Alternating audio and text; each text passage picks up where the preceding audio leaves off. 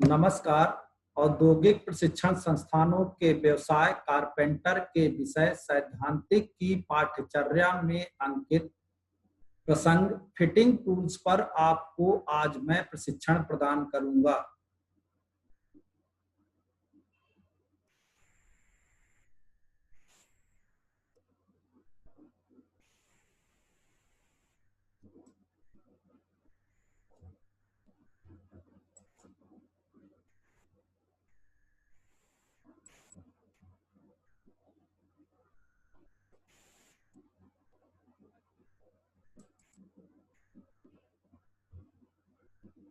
आज के प्रशिक्षण में आपको मैं कारपेंटर के लिए फिटिंग टूल्स की आवश्यकता, एक कारपेंटर के लिए फिटिंग टूल्स की क्यों आवश्यकता है, फिटिंग टूल्स के प्रकार, कौन कौन से ऐसे टूल्स हैं जो कि फिटिंग के लिए प्रयोग में लाए जाते हैं, चाहे वो मेजरिंग टूल हो, मार्किंग टूल हो, कटिंग टूल्स हो या किसी दूसरे प्रकार के टूल्स हो।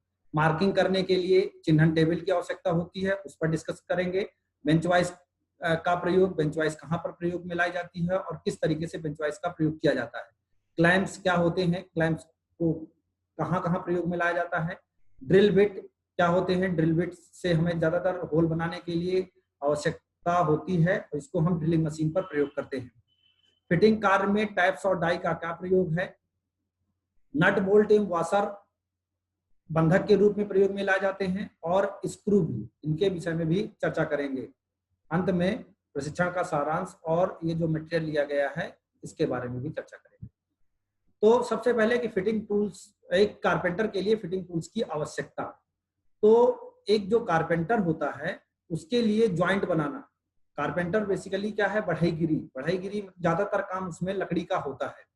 कभी कभी लकड़ी के ऊपर हमें जो पतली चद्दर होती है, धातु की होती है, वो कभी कभी कोटिंग करनी पड़ती है, लेकिन ज्यादातर काम उसका 90 से 95% काम लकड़ी का ही होता है। तो लकड़ी में ज्वाइंट एक महत्वपूर्ण विषय माना जाता है, महत्वपूर्ण कार्य माना जाता है। अगर ज्वाइंट सही तरीके से बन गया तो उसकी फिटिंग सही मानी जाती है। इसीलिए एक कारपेंटर को फिटिंग के बारे में जानना अति आवश्यक है तथा उसके टूल्स के बारे में भी जानना। तो फिटिंग में जब हम पार्ट्स को जोड़ते हैं तो उसमें जो मटेरियल प्रयोग में लाए जाते हैं, तो जब हम रॉ मटेरियल की बात करते हैं तो रॉ मटेरियल में क्या होता है, बहुत सारा एक्सेस मटेरियल होता है। जो वो एक्सेस मटेरियल होता है उसको पहले रिमूव किया जाता है। रिमूव करने के बाद ड्राइंग के अनुसार जो पार्ट्स बनते हैं उनको फिर ज्वाइन किया जाता है और अच्छी तरीके से फिट किया जाता है। फिटिंग में ज्यादातर काम बेंच पर किया जाता है। फिटिंग का इंजीनियरिंग में एक महत्वपूर्ण रोल है। आज के टाइम में ज्यादातर काम ऑटोमेटिक मशीन के द्वारा होता है, जो कंप्यूटराइज मशीनें होती हैं, जैसे कि CNC, computer numeric control machine होती है, जो कि कंप्यूटर से ऑपरेटेड होती है, उसको ऑटोमेटिक मशीन कहा जाता है। तो ज्यादातर काम मशीन से किया जाता है, लेकिन फिर भी कुछ ऐसे काम होते हैं जो कि मशीन के अलावा भी हमें हाथ से करना पड़ता है। तो ऐसे कार्य जो कि हाथ से किए जाते हैं उनको हम फिटिंग कार्य कहते हैं। तो फिटिंग कार्य में टूल का प्रयोग, तो फिटिंग कार्य के लिए निम्नलिखित प्रकार के टूल प्रयोग में लाए जाते हैं। पहला है मापन औजार। जॉब को मापने के लिए जो टूल्स प्रयोग में लाए जाते हैं उनको हम मापनी टूल कहते हैं, मेजरिंग टूल कहा जाता है। क्योंकि जो जॉब का प्रोसेस है बनाने का, पहला प्रोसेस होता है उसको मेजर करना यानी मापन करना, दूसरा प्रोसेस होता है उसकी मार्किंग करना, तीसरा प्रोसेस होता है उसकी कटिंग करना। उसके बाद कुछ अन्य प्रकार के टूल्स भी हैं, जैसे कि holding tool, supporting tool, striking tools, वो अन्य प्रकार के टूल्स हैं जो कि प्रयोग में लाए जाते हैं। बेसिकली ये जो फिटिंग शॉप है ये एक एलाइड ब्रांच का है, तो इसमें ज्यादातर डिटेल में तो हमको हर एक चीज नहीं पढ़नी है, बस थोड़ा सा उसके बारे में, टूल्स के बारे में जानना है। क्योंकि इंट्रोडक्शन में ही पहले ही आपको कारपेंटर के बारे में और कारपेंटरी टूल्स के बारे में सब कुछ बताया जा चुका है। तो इसमें चिन्हन औजार, चिन्हन करने के लिए यानी कि मार्किंग करने के लिए, जॉब को कटिंग करने से पहले सही प्रकार से कटिंग हो सके, जहां जहां हमने मेजर किया है उसी लाइन से ही कटिंग हो सके, उसके लिए चिन्हन करना आवश्यक होता है और उसके लिए चिन्हन टूल का प्रयोग किया जाता है। नेक्स्ट है कर्तन औजार, काटने वाले औजार। जॉब को उचित तरीके से फिटिंग बनाने के लिए हमें उचित तरीके से काटने की आवश्यकता होती है। तो ऐसे काटने के लिए या कर्तन के लिए जो टूल प्रयोग में लाए जाते हैं उनको कर्तन औजार कहा जाता है। चोट मारने वाले औजार, जैसा कि मैंने बताया आपको, कुछ अन्य प्रकार के टूल्स होते हैं, जैसे कि चोट मारने वाले औजार, जैसे कि जब आप जॉब की मार्किंग करते हैं, चिन्हन करते हैं, चिन्हन करने के लिए अगर आप डॉट पंच का प्रयोग करते हैं तो डॉट पंच को भी हैमर से क्या करना पड़ता है, स्ट्राइक करना पड़ता है। या फिर कोई काम करते हैं, मान लो फिटिंग कर रहे हैं, ज्वाइंट बना रहे हैं, तो ज्वाइंट को भी सही तरीके से फिट करने के लिए हैमरिंग करनी पड़ती है। तो ऐसे टूल्स चोट मारने वाले यानी कि स्ट्राइकिंग टूल्स कहलाते हैं। पकड़ने वाले होल्डिंग टूल्स, जैसे कि सी क्लैंप है, बेंच वाइस है, ऐसे टूल्स होल्डिंग टूल्स कहलाते हैं। सहारा देने वाले टूल्स, जिनके द्वारा हम क्या करते हैं, सपोर्ट करते हैं, जैसे कि हम एनविल की बात करें, स्टेक की बात करें, ये सब क्या है, सहारा देने वाले टूल्स कहलाते हैं। कुछ अन्य प्रकार के टूल्स भी हैं जिनको भी हम यहाँ पर डिस्कस करेंगे। तो सबसे पहले है मेजरिंग और मार्किंग टूल्स। कौन कौन से ऐसे टूल्स हैं जो कि मेजर करने के लिए यानी कि मापने के लिए और चिन्हन करने के लिए प्रयोग में लाए जाते हैं। तो मेजरिंग टूल में सबसे पहले आता है स्टील रूल।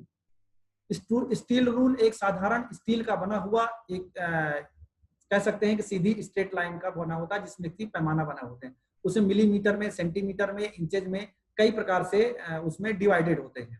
तो वो डिपेंड करता है कि ब्रिटिश रूल है, मीट्रिक रूल है, किस प्रकार। तो ज्यादातर हम मीट्रिक रूल का प्रयोग करते हैं, जिसमें एमएम में और सेंटीमीटर बना होता है। ये देख रहे हैं आप, एक स्केल बना हुआ। स्केल कई साइज में पाए जाते हैं, वो चाहे 15 सेंटीमीटर का हो, 30 सेंटीमीटर का स्केल हो, या तो फिर उससे भी बड़े साइज के स्केल पाए जाते हैं। तो ज्यादातर हम 15 सेंटीमीटर या 30 सेंटीमीटर का स्केल प्रयोग में लाए जाते हैं। अगर हमें बड़ा साइज नापना है, बड़े जॉब को नापना है, तो उसके लिए फिर हम मेजरिंग टेप का प्रयोग करें। जैसे कि आप ये चित्र में देख रहे हैं, यहाँ पर ये मेजरिंग टेप बना हुआ है। इसमें देखिए लिखा भी है 16 फीट या 5 मीटर। 5 मीटर लंबे जॉब को भी इससे नापा जा सकता है। नेक्स्ट है, ये आप मेजरिंग टूल में ही आएगा ट्राई स्क्वायर। ट्राई स्क्वायर एक तरीके का मेजरिंग टूल है। इसमें देख रहे हैं आप, इसमें दो पार्ट होते हैं। इसमें एक पार्ट होता है ब्लेड जिसको कहते हैं, दूसरा पार्ट होता है स्टॉक। ये जॉब की समतलता चेक करने के लिए भी प्रयोग में लाया जाता है, और जॉब में 90 डिग्री यानी कि उसके कॉर्नर्स को 90 डिग्री समकोण पर अगर चेक करना है तो उसके लिए भी ट्राई स्क्वायर का प्रयोग किया जाता है। और ट्राई स्क्वायर का जो ब्लेड है उसकी सहायता से अगर हमें छोटे जॉब को मापना है तो मापने के लिए भी प्रयोग में लाया जाता है, क्योंकि इसमें ग्रेजुएशंस बने हुए हैं। इंचेज में है और मीट्रिक में है, लेकिन मीट्रिक और ब्रिटिश दोनों में बने हुए, जैसे 1 inch, 1 inch, 2 inch, 3 inch, 4 inch इस तरीके से बना हुआ है, और एमएम में भी 1 mm, 2 mm इस तरीके से पैमाने इस पर बने हुए हैं। प्रोटेक्टर, जब हमें सीधी रेखा के अलावा अगर कोण में किसी तरीके से एंगल नापना होता है तो उसके लिए हम प्रोटेक्टर यानी कि चांदा का प्रयोग करते हैं। इसमें आप देख रहे हैं कि 0 से 90 डिग्री है, फिर 0 से 90 डिग्री इधर भी, लेफ्ट साइड राइट साइड दोनों साइड बना हुआ है, यानी टोटल 180 डिग्री तक कोण इसमें से नाप सकते हैं। कुछ और प्रकार के सूक्ष्ममापी यंत्र भी आते हैं जिसको हम वर्नियर बीवेल प्रोटेक्टर भी बोलते हैं। बहुत अधिक सूक्ष्मता से जब नापना होता है तो हम वर्नियर बीवेल प्रोटेक्टर का प्रयोग करते हैं। नेक्स्ट है वर्नियर कैलिपर। ये भी एक प्रकार का क्या है, मेजरिंग टूल है। जब हमें सूक्ष्मता से किसी भी जॉब को सूक्ष्मता से नापना होता है, खास करके जब 0.002 mm की सूक्ष्मता से जब हम नापना होता है तो हम वर्नियर कैलिपर का उपयोग करते हैं। वर्नियर माइक्रोमीटर भी आते हैं, उनकी सहायता से भी सूक्ष्म मापन किया जाता है। कैलिपर ये आप देख रहे हैं फिगर में, इसमें ये कैलिपर बने हुए हैं। कैलिपर इनसाइड कैलिपर और ये आउटसाइड कैलिपर। जब हमें किसी जॉब को अप्रत्यक्ष रूप से मापना होता है, कैलिपर में देख रहे हैं किसी तरीके का कोई ग्रेजुएशन नहीं, यानी कि स्केल नहीं बनी हुई है, तो एक तरीके का ये अप्रत्यक्ष मापी टूल है। इससे माप लेकर के हम उसके बाद स्केल, जितनी माप इसमें आती है उसको स्केल के द्वारा माप लिया जाता है कि माप कितनी होती है। तो ये एक तरीके का अप्रत्यक्ष मापी यानी कि इनडायरेक्ट मेजरिंग इंस्ट्रूमेंट है।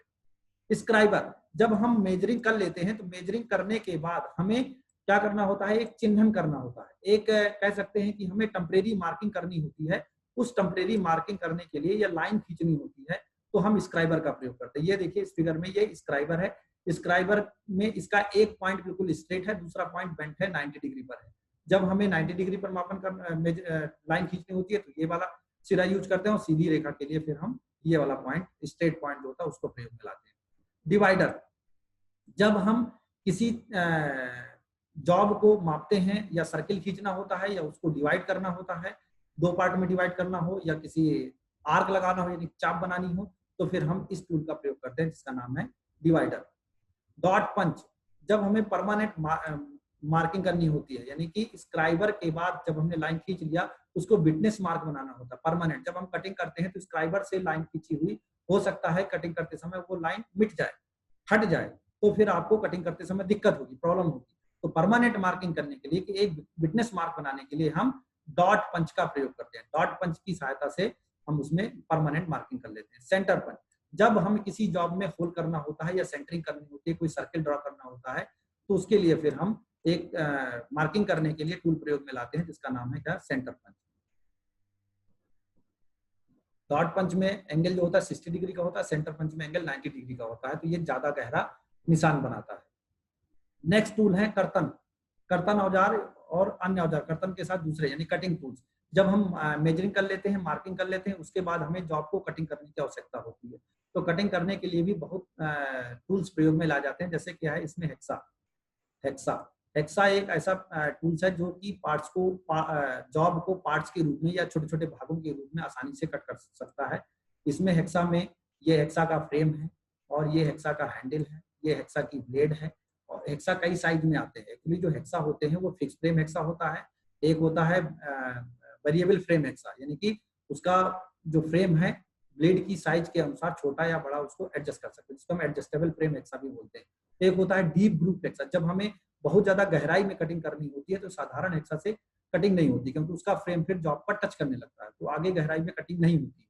फिर उसके लिए हमें डीप ग्रूव फ्रेम हेक्सा की जरूरत पड़ती है। तो डीप ग्रूव भी हेक्सा फ्रेम प्रयोग में लाया जाता है। तो इसमें जो हेक्सा की ब्लेड है वो भी कई साइज में आती है, कई प्रकार की होती है। हेक्सा का जो ब्लेड है हार्ड एंड टेम्पर होता है, ज्यादातर हाई स्पीड स्टील या हाई कार्बन स्टील का प्रयोग में लाया जाता है। डिपेंड करता है कि किस प्रकार के मटेरियल की कटिंग करनी है। उसके बाद नेक्स्ट टूल है कटिंग के लिए चीजल। ये आप फिगर में देख रहे हैं, ये चीजल है। चीजल भी विभिन्न आकार में आती है, जिस प्रकार का जॉब होगा उसी प्रकार से, या फिर कह सकते हैं कि जिस प्रकार की हमें कटिंग करनी है। अगर साधारण समतल फ्लैट कटिंग करनी हो तो फ्लैट चीजल का प्रयोग करते हैं। अगर हमें राउंड में कटिंग करनी हो तो राउंड चीजल का प्रयोग करते हैं। सेमी सर्किल में यानी कि अर्धवृत्ताकार कटिंग करनी होती है तो अर्धवृत्ताकार चीजल का प्रयोग करते हैं। और किसी दूसरे प्रकार की कटिंग करनी होती है तो और भी कई प्रकार की चीजल है, जैसे कि डायमंड चीजल है, क्रॉस कट चीजल है, कई प्रकार की चीजल प्रयोग में लाई जाती है। कुछ और अब जिसमें क्या है, एक नेक्स्ट टूल है जिसको हम फाइल बोलते हैं। फाइल एक महत्वपूर्ण टूल है एक तरीके से कहते हैं फिटिंग के लिए, क्योंकि कटिंग करने के बाद जॉब को उचित साइज में, या कह सकते हैं कि ड्राइंग के अनुसार उसको क्लोज साइज में लाने के लिए हम फाइल का प्रयोग करते हैं। फाइल के द्वारा बहुत ही चूर्ण के रूप में मटेरियल को जॉब से मटेरियल को हटाया जाता है। फाइल भी कई प्रकार की होती हैं, flat file, half round file, triangular file, square file, knife edge file.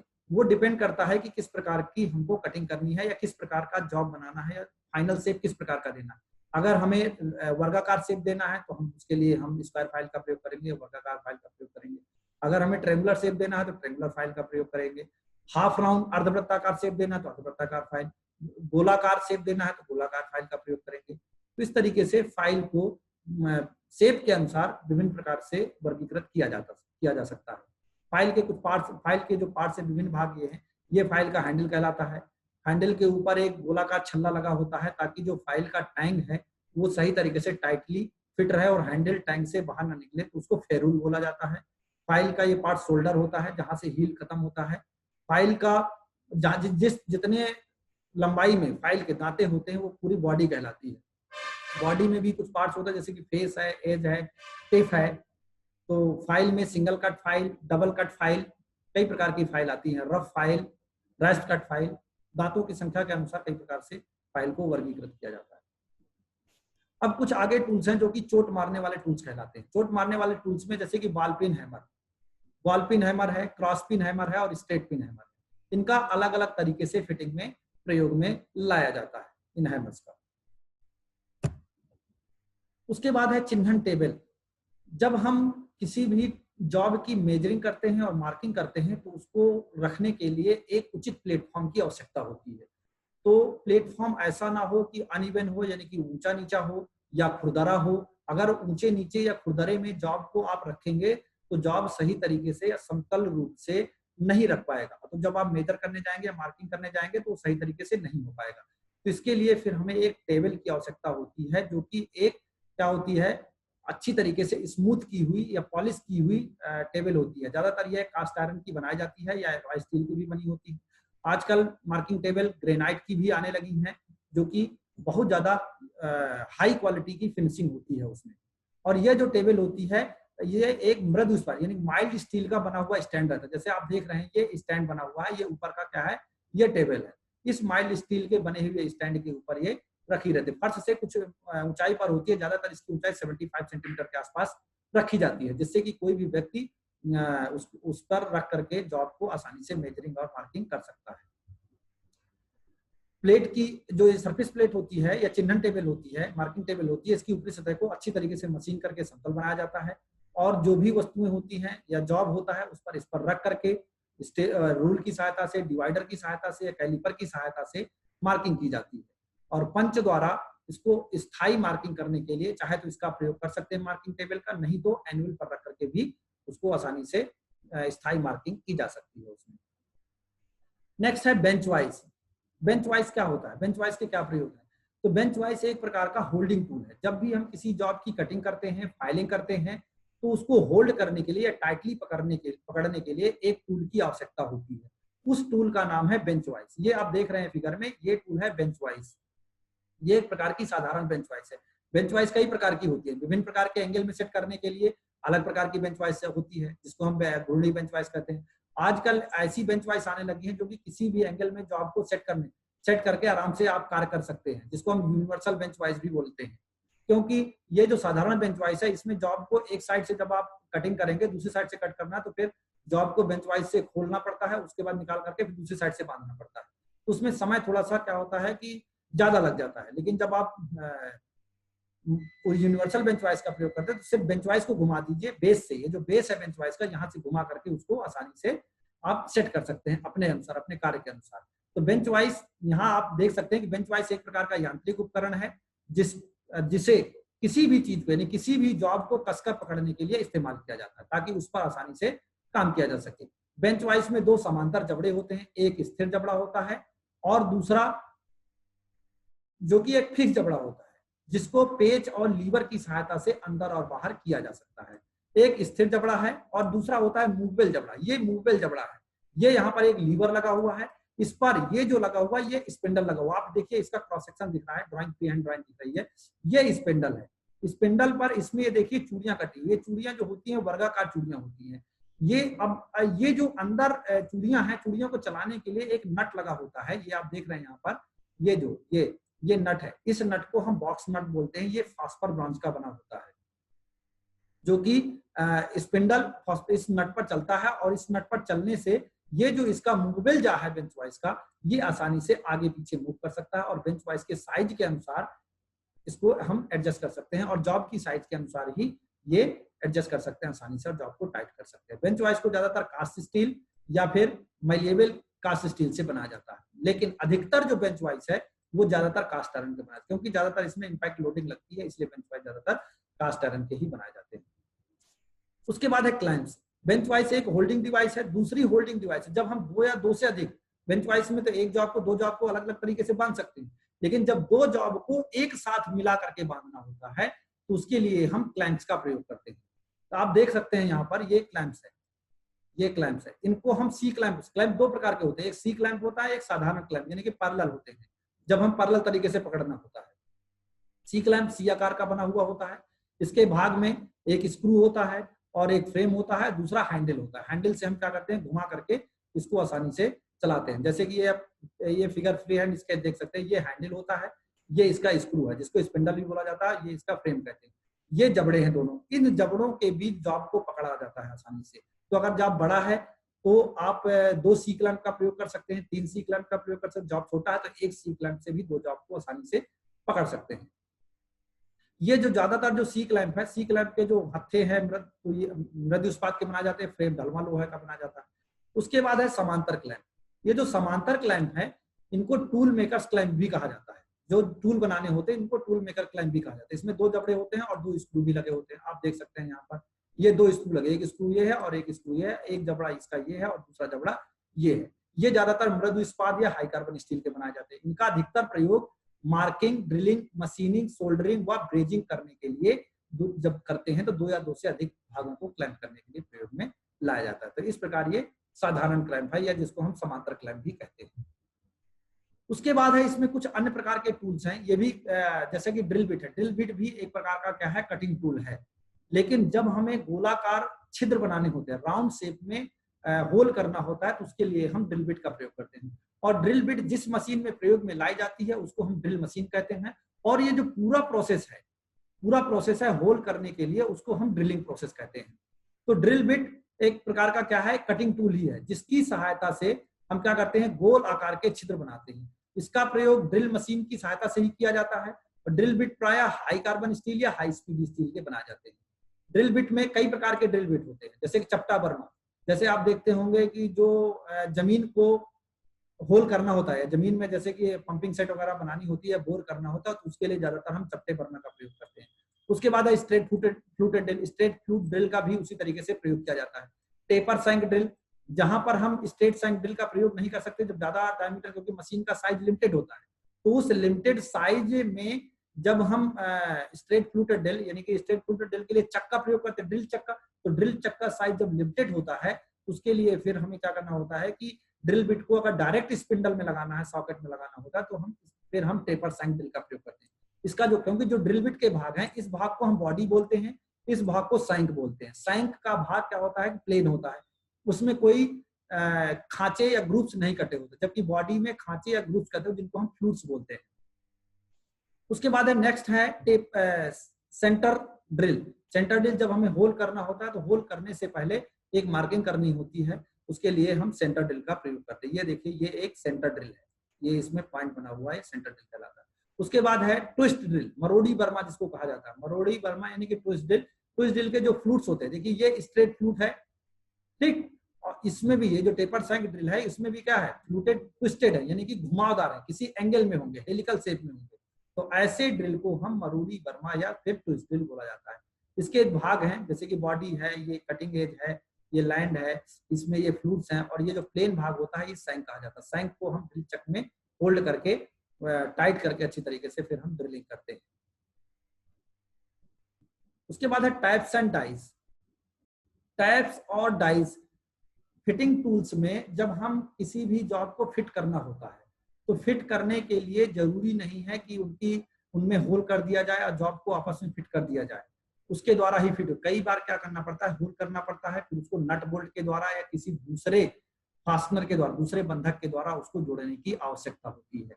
तो जब हम किसी दूसरे बंधक का प्रयोग करते हैं, सपोज कि नट बोल्ट का या स्क्रू का प्रयोग करते हैं, तो फिर जो जॉब होते हैं, जॉब में हमें होल तो करते ही हैं, होल करने के अलावा उनमें अंदर चूड़ियां काटने की आवश्यकता होती है। तो चूड़ियां काटने के लिए हमें टैप्स और डाइस का प्रयोग करना पड़ता है।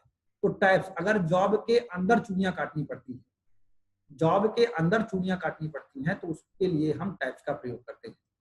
और ज्यादातर जो टाइप्स एंड डाइज हैं, एक प्रकार के फार्मिंग टूल हैं, क्योंकि ये शेप बना रहे हैं, फॉर्म बना रहे हैं। कैसा शेप बना रहे हैं, चूड़ी का शेप बना रहे हैं, और चूड़ियों का शेप अलग अलग होता है, चाहे वो ब्रिटिश एसोसिएशन की थ्रेड हो, बटरस थ्रेड हो, एक्मे थ्रेड हो, या फिर मीट्रिक थ्रेड हो, नकल थ्रेड हो, किसी भी प्रकार की थ्रेड हो सकती है, पाइप थ्रेड हो, किसी भी प्रकार की थ्रेड हो सकती है।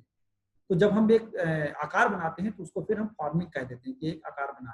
इसीलिए हम कहते हैं कि जो टाइप्स और डाइज हैं, एक प्रकार के क्या है, ये फार्मिंग टूल है, अन्य प्रकार के टूल में आते हैं। टाइप्स और डाइस की जब हम बात करते हैं चूड़ियां बनाने की, तो दो पार्ट्स होते हैं, एक मेल पार्ट होता है, एक फीमेल पार्ट होता है। तो जो फीमेल पार्ट होता है उसमें अंदर की चूड़ियां बनाई जाती हैं, जिसको हम नट बोलते हैं। तो नट में चूड़ियां बनाने के लिए हम टैप का प्रयोग करते हैं, और टैप 3 सेट में आते हैं, जैसा कि यहाँ पर आप इस फिगर में देख सकते हैं। टैप 3 सेट में आते हैं, 1 2 3 के सेट में आता है। पहले टैप को हम टेपर टैप बोला जाता है, दूसरा जो टैप होता है उसको प्लग टैप बोला जाता है, और तीसरा जो टैप आता है उसको हम बॉटमिंग टैप कहते हैं। इनको पहचानने के लिए जो पहला टैप होगा उसमें 4 से 5 चूड़ियां मिस होती हैं, दूसरे टैप में 2 से 3 चूड़ियां मिस होती हैं, और जो तीसरा टैप होता है इसमें 1 से 2 चूड़ियां ही मिस होती हैं। तो जब अंदरूनी चूड़ियां काटनी होती हैं तो हम टैप का प्रयोग करते हैं। जब बाहरी चूड़ियां काटनी होती हैं, जैसे कि एक सिलेंड्रिकल जॉब है, मान लो कोई एक रॉड है, उसमें आपको चूड़ियां काटनी है, जैसे जिसको हम बोल्ट बोलते हैं, तो बोल्ट में चूड़ियां काटने के लिए फिर हम डाई का प्रयोग करते हैं। डाई भी विभिन्न आकार में आती है, छोटी बड़ी और भी कई प्रकार की आती है। सॉलिड डाई होती है, स्प्लिट डाई होती है, और पीसेस में डाई आती है। पीसेस यानी कि 2 पीस डाई आती है, जैसे कि ये आपको दिख रहे हैं, ये सॉलिड डाई की एग्जांपल है, ये सब सॉलिड डाई। तो इसको हम एक डाई स्टॉक होता है, डाई स्टॉक में लगा करके फिर हम चूड़ियां काटते हैं। इसको एडजस्ट करने के लिए 3 बार इसको चूड़ियां काटने के लिए एडजस्ट किया जाता है। इसी तरीके से टाइपिंग करने के लिए एक रिंच का प्रयोग किया जाता है, जिससे कि टाइप को पकड़ सके, उस रिंच को हम टाइप रिंच बोलते हैं। तो टाइप रिंच की सहायता से आप टाइप को पकड़ करके इंटरनल चूड़ियां काटते हैं, और डाई स्टॉक की सहायता से डाई लगा करके और बाहरी चूड़ियां काटना है जब सिलेंड्रिकल जॉब में, तो फिर हम डाई स्टॉक का प्रयोग करते हैं। नट बोल्ट एवं वाशर, नट बोल्ट वाशर एवं स्क्रू, जब हमें अस्थायी रूप से जोड़ बनाना होता है फिटिंग करने के लिए, फिटिंग का जब जोड़ बनाते हैं तो फिटिंग जोड़ बनाने के लिए परमानेंट जोड़ हो सकता है और टेम्परेरी जोड़ भी हो सकता है। तो जब हम परमानेंट जोड़ बनाते हैं तो परमानेंट जोड़ बनाने के लिए हमें वेल्डिंग करनी पड़ती है या फिर ब्रेजिंग करनी पड़ती है। तो वेल्डिंग या ब्रेजिंग करने के लिए हमें नट बोल्ट या वॉशर की जरूरत नहीं पड़ती है, लेकिन जब हमें टेम्परेरी या अस्थायी जोड़ बनाना होता है तो टेम्परेरी या अस्थायी जोड़ बनाने के लिए फिर हमें नट बोल्ट या स्क्रू की आवश्यकता होती है। तो नट बोल्ट में नट क्या होते हैं? नट जब हम फास्टनिंग करते हैं, बांधते हैं, तो जो फीमेल पार्ट होता है उसको हम नट कहते हैं। तो नट किए जाने वाले उपयोग के अनुसार नट का आकार अलग अलग होता है। फिनिश के अनुसार भी नट कई प्रकार के आते हैं। हेक्सागोनल नट आता है, कैसल नट आता है, लॉक नट है, फ्लाइन नट है, कैप नट है, रिंग नट है, डोम नट है, कैप्टन नट है। कई प्रकार के नट प्रयोग में लाए जाते हैं आकार के अनुसार, उनके प्रयोग के अनुसार। लॉक नट आते हैं जब हमें ऐसे नट जैसे कि जहां पर वाइब्रेशन वगैरह होते हैं उनको नट को लॉक करने की आवश्यकता होती है, तो फिर वहां पर हम लॉक नट का प्रयोग करते हैं। बोल्ट, बोल्ट एक बंधक का, जब नट बोल्ट की हम फास्टनिंग करते हैं तो उस बंधक का एक मेल पार्ट होता है जिसको हम बोल्ट कहते हैं। तो बोल्ट के एक सिरे पर ठोस हेड होता है, वो हेड का आकार कई प्रकार से हो सकता है, और दूसरे सिरा जो होता है हेड का उसमें चूड़ियां कटी हुई होती हैं, और इसको सुरक्षित रखने के लिए इस पर नट और वाशर लगाए जाते हैं। वाशर जब हम नट बोल्ट से फास्टनिंग करते हैं, जोड़ते हैं, तो उसके दबाव क्षेत्र को एक समान बनाने के लिए, उस पर वाइब्रेशंस कम करने के लिए हमें वाशर का प्रयोग करना पड़ता है। वाशर भी कई प्रकार की आती है, सॉलिड वाशर आती है, स्प्रिंग वाशर आती है। तो जब हम ज्यादा वाइब्रेशन नहीं हो रहा है तो सॉलिड वाशर का प्रयोग करते हैं, वाइब्रेशन जहां पर ज्यादा होता है तो वहां पर हम स्प्रिंग वाशर का प्रयोग करते हैं। स्क्रू जब अस्थायी बांधना होता है, जैसे कि नट बोल्ट से हम अस्थायी फास्टनिंग करते हैं, उसी तरीके से स्क्रू की सहायता से हम अस्थायी फास्टनिंग कर सकते हैं। स्क्रू ज्यादातर हम कह सकते हैं कि जो सॉफ्ट मटेरियल होते हैं, सॉफ्ट मटेरियल में स्क्रू का ज्यादातर प्रयोग में करते हैं, या पतली सीट्स होती हैं उन पर भी स्क्रू का प्रयोग करते हैं। स्क्रू का जो आकार होता है, जैसे कि आप यहाँ पर ये देख सकते हैं, स्क्रू का जो एक आकार होता है, स्क्रू का इसमें ऊपर वाला भाग जो हेड कहलाता है, दूसरा वाला नीचे वाला भाग बॉडी कहलाता है। इसकी पूरी बॉडी में थ्रेड कटे होते हैं, ऊपर वाली बॉडी में स्लॉट कटा होता है, जो कि पेचकस की सहायता से या स्क्रू ड्राइवर की सहायता से इसको टाइट किया जा सकता है। ये नट बोल्ट है, ये नट है और ये वाशर है। आज के इस प्रशिक्षण में मैंने आपको बताया कि कारपेंटर के लिए फिटिंग टूल्स की क्यों आवश्यकता है। तो जैसा कि मैंने बताया कि कारपेंटर में ज्यादातर जो काम होता है वो ज्वाइंट बनाने का काम होता है, और ज्वाइंट बनाने के लिए ज्वाइंट सही तरीके से बना है कि नहीं बना है, या सही तरीके से उसकी फिटिंग हुई है कि नहीं हुई है, इसके लिए आपको फिटिंग जानना बहुत आवश्यक है। इसीलिए आपको फिटिंग टूल्स के बारे में, कौन कौन से ऐसे टूल्स हैं जो कि फिटिंग करने के लिए प्रयोग में लाए जाते हैं, ये आज मैंने आपको बताया। चाहे वो मेजरिंग टूल्स हो, मार्किंग टूल्स हो, कटिंग टूल्स हो, या कुछ अन्य प्रकार के टूल्स हो। और मेजरिंग करने के लिए बहुत कई तरह के टूल्स बताए, चाहे वो स्टील स्केल हो, वर्नियर कैलिपर हो, चाहे वो डिवाइडर हो, चाहे वो फिर आप कह सकते हैं कि ट्राई स्क्वायर हो, या स्टील टेप हो। जब ज्यादा लंबे जॉब नापना हो तो स्टील टेप का प्रयोग करते हैं। तो इस तरीके से हम टूल प्रयोग में लाते हैं। फिर उसके बाद जब हम मेजरिंग करते हैं या मार्किंग करते हैं तो उनको सहारा देने के लिए, जॉब को एक प्लेन सतह पर रखने के लिए हमें मार्किंग टेबल की आवश्यकता होती है। जॉब को होल्ड करने के लिए बेंच वाइज की आवश्यकता होती है, और दो या दो से अधिक जॉब को जब हमें पकड़ना होता है, उनको अलाइन करना होता है, तो हमें सी क्लैंप की आवश्यकता होती है। तो वो ये कुछ अन्य प्रकार के टूल्स हैं जो कि कटिंग, मेजरिंग और मार्किंग के अलावा प्रयोग में लाए जाते हैं। उसके बाद मैंने बताया आपको ड्रिल बिट, विभिन्न प्रकार के ड्रिल बिट बताए आपको। तो ड्रिल बिट ज्यादातर होल करने के लिए, किसी भी जॉब में जब गोलाकार छिद्र बनाना होता है तो वहां पर ड्रिल बिट का प्रयोग में लाया जाता है। उसके बाद मैंने बताया आपको, जब आपको बंधक करना हो, बांधना हो, तो चूड़ियां काटने की आवश्यकता तो होती है, तो उसके लिए टाइप्स ऑफ डाई का प्रयोग किया जाता है। आंतरिक चूड़ियां काटनी होती है फीमेल पार्ट में तो टाइप का प्रयोग किया जाता है, बाहरी चूड़ियां काटनी होती है तो फिर हम डाई का प्रयोग करते हैं। जब एक सिलेंड्रिकल जॉब होता है, सिलेंड्रिकल जॉब में बाहरी चूड़ियां काटने के लिए हम डाई का प्रयोग करते हैं। डाई में डाई स्टॉक लगा करके विभिन्न प्रकार की डाइयों का प्रयोग में लाते हैं। उसके बाद विभिन्न प्रकार के नट, बोल्ट, वाशर एवं स्क्रू बताए, इनका प्रयोग कहाँ कहाँ पर लाया जाता है विभिन्न प्रकार के फास्टनिंग करने के लिए, और खास करके अस्थायी बंधक बनाने के लिए ही हम नट, बोल्ट और स्क्रू का प्रयोग करते हैं। और उनके साइज, उनके फिनिश के अनुसार, उनके प्रयोग के अनुसार नट, बोल्ट कई प्रकार के होते हैं, उसी तरीके से उनके प्रयोग के अनुसार स्क्रू भी कई प्रकार के होते हैं। कई प्रकार के स्क्रू क्या होते हैं कि सेल्फ टाइपिंग स्क्रू भी होते हैं। ऐसे स्क्रू होते हैं जो अपने आप खुद चूड़ियां बनाते हुए चले जाते हैं, जैसे कि प्लास्टिक में जो स्क्रू प्रयोग में लाए जाते हैं, ऐसे स्क्रूज को हम सेल्फ टाइपिंग स्क्रू भी बोलते हैं। आज के इस प्रशिक्षण में मैंने आपको जो मटेरियल लिया वो www.mimi ऑनलाइन लर्निंग से, और कुछ मटेरियल आपको techpublications.com से लिया, और जो इसमें वेरियस इमेजेस जो प्रयोग में लाई गई हैं वो google.com से लिया। आज मैंने आपको फिटिंग टूल्स पर प्रशिक्षण प्रदान किया। आशा है यह प्रशिक्षण आपको भविष्य हेतु मददगार साबित होगा। धन्यवाद।